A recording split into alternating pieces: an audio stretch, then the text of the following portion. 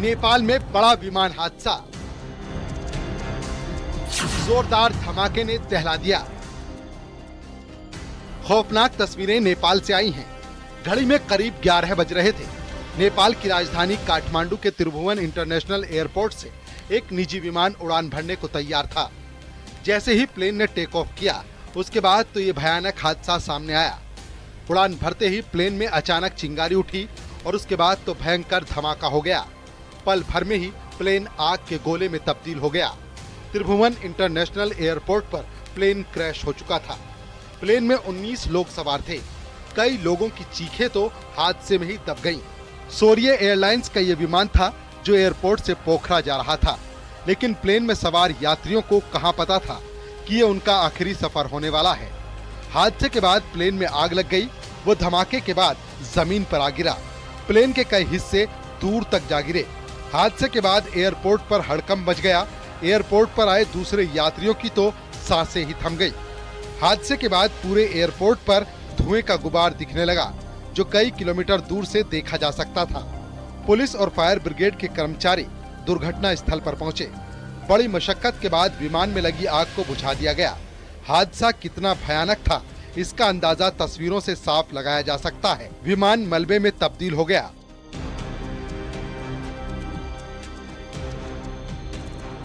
बताया जा रहा है कि विमान की उड़ान भरते ही उसमें आग लग गई और लपटों से घिरा विमान रनवे पर ही क्रैश हो गया।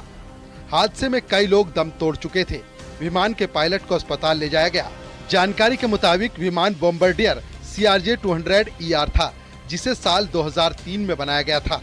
चश्मदीदों के मुताबिक विमान ने रनवे से टेक ऑफ किया था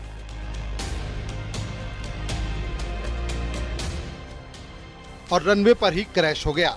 हादसे के बाद नेपाल के प्रधानमंत्री KP ओली भी घटना स्थल पर पहुंचे। नेपाल में विमान हादसे का ये पहला मामला नहीं है।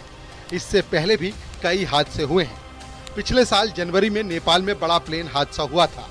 इसमें 72 लोगों की जान चली गई थी। येती एयरलाइंस का विमान पोखरा एयरपोर्ट पर लैंडिंग से पहले क्रैश हो गया था, जिसमें सवार सभी यात्री मारे गए थे।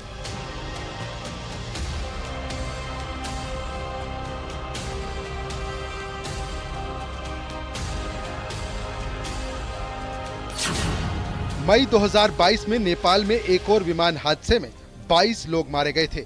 ये प्लेन पोखरा से जोसमोस जा रहा था। अचानक प्लेन में धमाका हुआ और वो हादसे का शिकार हो गया। साल 2018 में भी नेपाल में विमान हादसा सामने आया था।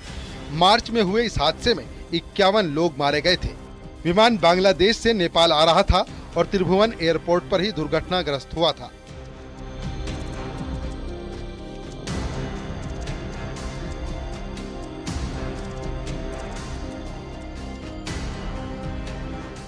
काठमांडू में हुए हादसे के बाद घरेलू और अंतर्राष्ट्रीय उड़ानों को रोक दिया गया है। फिलहाल सुरक्षा एजेंसियां घटना की असल वजह का पता लगाने की कोशिश कर रही हैं। Bureau report, news 18।